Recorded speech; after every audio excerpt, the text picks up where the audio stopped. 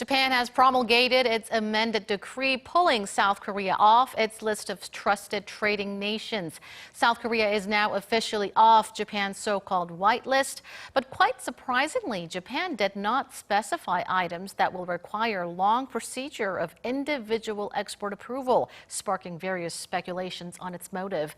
On top of the Japan risks, the prolonged China-U.S. trade war is looking far from the end, as the U.S. has labeled China a currency manipulator. Today, we go in depth on increasing economic risks of South Korea and possible countermeasures with Dr. Soo-young, professor of finance at Chung Ang University. Welcome back to the studio. Thank you for inviting me. So South Korea is now officially off Japan's whitelist of trading partners, but Japan did not specify the items that that require the long and complicated procedure of individual export approval. Is this a good thing or a bad thing for Korean companies? To the extent of the magnitude of uncertainty, it's a clearly bad thing, because actually the export control could be applied to the more than 1,000 items. Out of 1,000 items, particularly the of concern lies in the 159 items. So any item could be subject to the export control at any point of time after it becomes effective and after the August 28th. So to that regard, we can say this actually maximized the uncertainty. You think it maximized the uncertainty. Yeah. But some experts interpret the absence of item specification as a possible concession made by Japan, that it took a step back from its hardline retaliatory measures against South Korea, while others say it's too early to be optimistic. So your take is obviously that it's too early to be too optimistic. Yeah, today we have seen the messages that is delivered by the Secretary of the Cabinet and the Prime Minister in two stances could be identified. One is Prime Minister emphasized that Korean government should abide by the 1965 treaty agreement between the Korea and Japan, whereas the Suga Yoshihide, he argues that the current promulgation of the decree and order of the export control against Korea is not aimed to retaliate or exacerbate the economic relation with Seoul. So to that regard, they would like to separate those two approaches into economic and the political area. So to that regard, we can say that at least it's not a concession, but however, they try to separate those issues into two parts and then to reduce the attention from the outside world.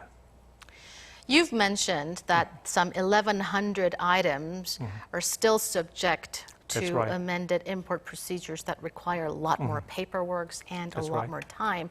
So do you expect a wide range of items and industries to be heavily affected by Japan's curbs eventually? Definitely. However, the more than 1,100 items could be subject to the export control. But however, that of concern, of importance lies in 159 items. That is directly related, could be related with the Korean export and import of the raw materials and also export for the semiconductor-related products in the future. So to that regard, we are going to focus on the 159 items. But I think our government has been prepared for that since the end of 2018. So to that regard, I think this current response is well prepared and anticipate Japanese retaliation in terms of some export control. That was well prepared, I think.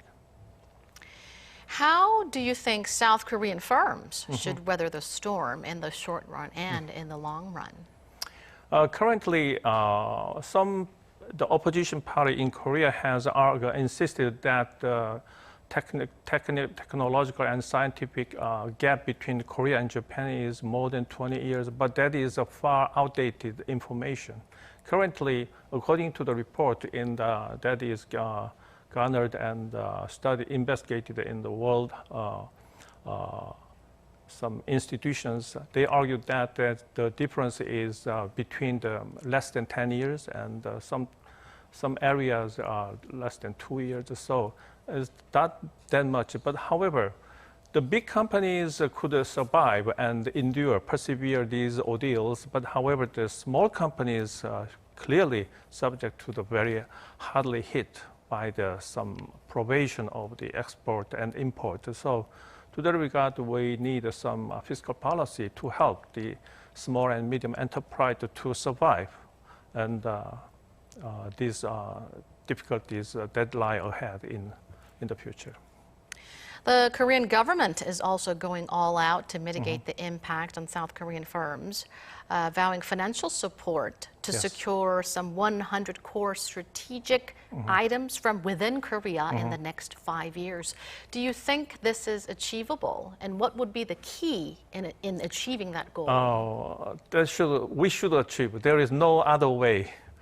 Even though it is not achievable, we must make an effort. So in order to reduce the dependence on the import from Japan, that is must be our very ultimate goal. And then that could be clearly achievable within several years. But however, until our goal is achieved, we have persevered, and then not only the government, but also the civil societies and manufacturing firms, they have to must have a very strong determination to pursue the current goal to replace the import from Japan. So then we can reduce the dependence of our trade percentage over the GDP. Currently, it is almost 80% according to the report in 2016 or 17. However, the world average is 50%. So our South Korea is clearly very above the average. But however, Japan and the United States is very lower, and Japan just 30%. To that regard, the impact is much smaller to Japan. However, once we achieved some peace process with North Korea and we could expand our domestic market, then we could well compete with Japan because Japan has a large domestic market. But relatively, our domestic market and the domestic demand is weaker than Japan. That is our weak point right now. Now, you've mentioned that Korea's big firms will be able to weather the storm, will be able to survive Japan's trade restrictions. And major tech firms, including Samsung Electronics and SK Hynix, are now speeding up efforts to alternate sources and to replace Japanese imports. Samsung Electronics has in fact announced that it'll replace all Japanese materials involved in the company's semiconductor production process with alternate sources from the U.S. and other nations. But how long do you think it'll take for major South Korean firms to stabilize their supply of key materials? It actually depends upon whether they could find some source to supply the necessary materials to continue the production of the semiconductor other than Japan. But that is a key point. But right now, as far as I know, maybe Taiwan and some other countries such as India may be the source. But clearly, right now, the quality of the raw material is clearly lower than the import from Japan. Then the Samsung has to manage how to overcome those deficiencies and some defects of the raw materials imported from other countries. So that is the key hurdle to be overcome in the near future. But Samsung, and because such a big enterprise, could achieve that. So we do have some hurdles to overcome, but if South Korean firms succeed in overcoming those hurdles and replacing Japanese imports, Would that have an impact on the Japanese economy and the Japanese firms? Oh, definitely. But in terms of, as I mentioned earlier, the percentage of Japanese reliance on the trade, particularly is less than 30%, and then the import or export is less than 15% on average. So to that regard, Japanese economy has not been influenced or affected as much as we are affected. But however, it should be substantial in terms of, because Japanese economy size is very big. And also another thing is particularly tourism and other industry, if we refrain from spending money in Japan, that could affect Japanese people.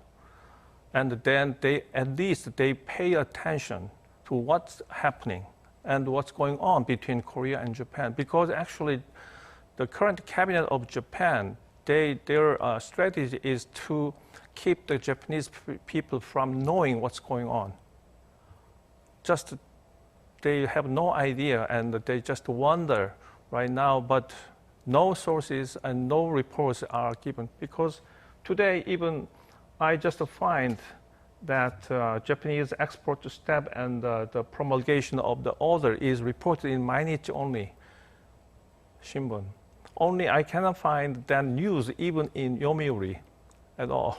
So that means that Japanese cabinet intentionally ignore the issue.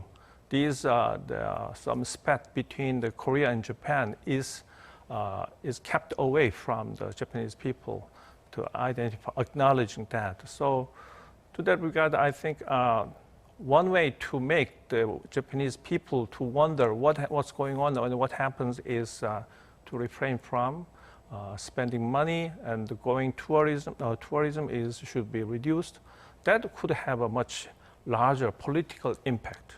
Economically, we cannot affect Japan as much as they do to us. That is clear, that is fact. But however, we can make up some difference by trying to affecting the Japanese voting people.